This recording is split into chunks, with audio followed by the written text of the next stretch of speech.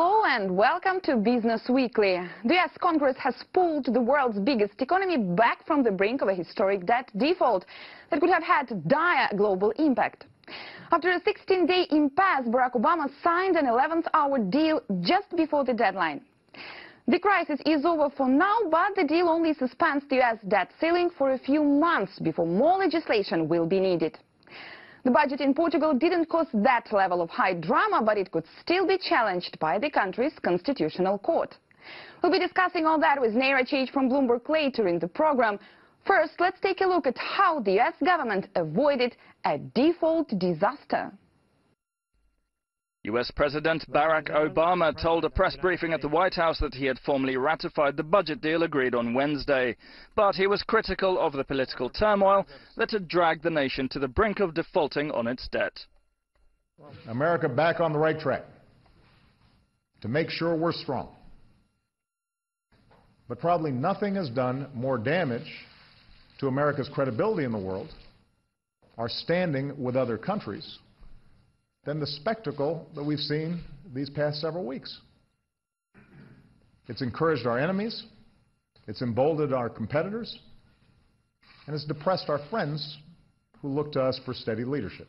America is the bedrock of the global economy for a reason. We are the indispensable nation that the rest of the world looks to as the safest and most reliable place to invest. But American pride has taken a battering, and whilst financial markets are steady for now, all eyes are on the long-term fiscal plan. The compromise deal is a temporary solution. Neera, could we end up back in the same situation? Of course we could. The deal funds the government through to January 15th and extends the Treasury's borrowing authority until February 7th. So we could go through all this again at the beginning of next year. The deal was only a temporary solution. Lawmakers didn't show they're any closer to resolving the underlying issues of spending priorities and deficit reduction measures, particularly in the House of Representatives, where the political middle is shrinking and making compromise more difficult. And you know, the practice of governing by crisis has become so established in Washington now that financial markets were barely disturbed by the impasse.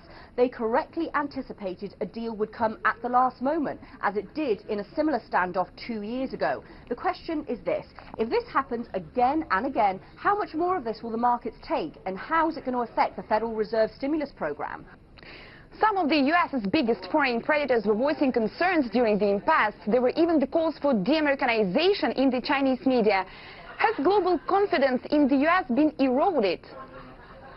Well, there hasn't been a big sell-off in US treasuries, judging by the borrowing costs. China has the largest foreign holdings of US debt, and the latest monthly US government figures show that it increased its total in July. We're going to have to see what happened this month. Now, that's not to say there's been no impact on confidence. A Chinese credit rating agency, one of the country's 4 biggest, downgraded its local and foreign currency assessments of the US from A to A-. And one thing that's definitely taken a hit is confidence in the dollar. The dollar really slumped after a deal was reached, and that was on speculation that the debt ceiling debate will have hampered growth, and therefore that the Federal Reserve will delay cutting back on quantitative easing. And you know what? Currency strategists have cut their forecasts for the dollar versus the euro, the pound, the Canadian dollar, the Swiss franc and the yen, and they've done that for a 3rd straight month, this month in October. Then you've got to think about US consumer confidence as well. I can tell you that a monthly report carried out by Bloomberg shows that this month Americans were the most pessimistic in almost 2 years about their country's economic prospects.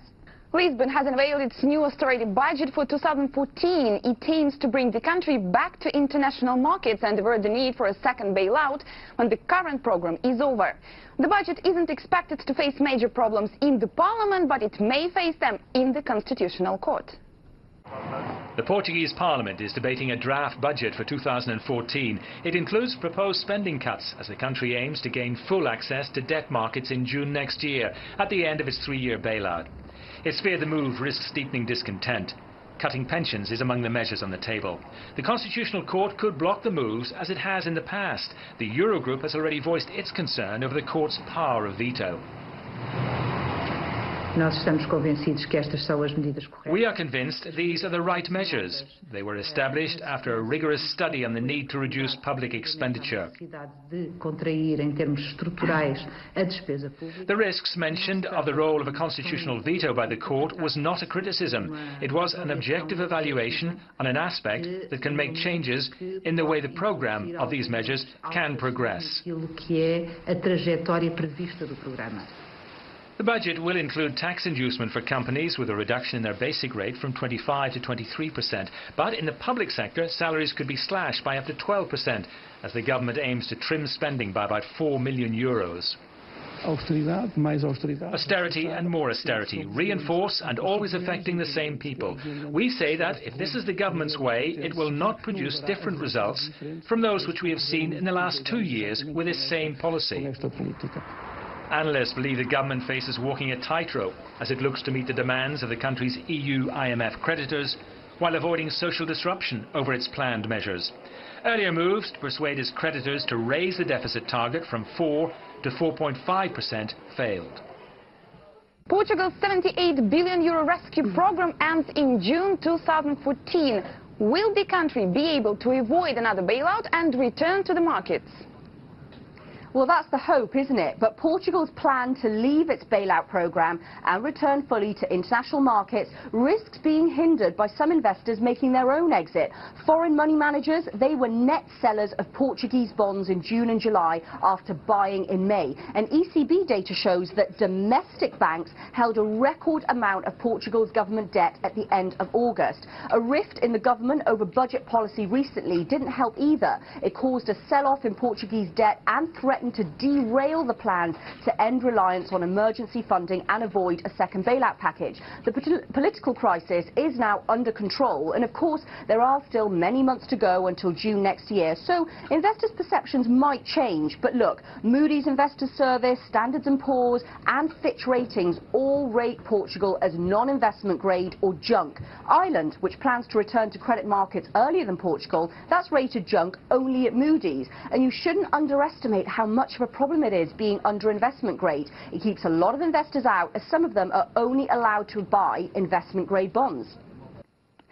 The Italian government has come to the rescue of its national airline Alitalia. The loss-making company was running out of cash and fuel supplies when it finally got a cash injection from the state-owned postal service group. The capital hike and credit lines aim to keep Alitalia flying while it tries to work out a strategy that could make it profitable again. Italy's state-owned airline Alitalia is set to fly into the future with a rescue package which includes a €300 million capital increase agreed by shareholders. Members of the board, it was announced, will resign as part of the loss-making airline's new ownership structure. The shareholders have 30 days from Wednesday to take up their options. It remains unclear if Air France-KLM, who with 25% are the largest stakeholder, will do that. One source close to the company is reported as saying it is 50-50. The capital increase is partly underwritten by the state-owned postal services. The European Commission reacted by saying it will assess the capital increase with its compatibility with EU state aid rules. British Airways had urged the Commission to take interim measures amidst accusations of protectionism because of the involvement of Poste Italiane. Alitalia declined to comment, while Italy has yet to approach the Commission. That's it for now. Looking ahead, BHP Billiton posts its quarterly results on Tuesday. On Wednesday, we get the latest word on Eurozone's consumer confidence for October, while Boeing releases its results. Microsoft's earnings for the third quarter are out on Thursday, and the UK's GDP figures are revealed on Friday. Thank you for watching, and see you next week.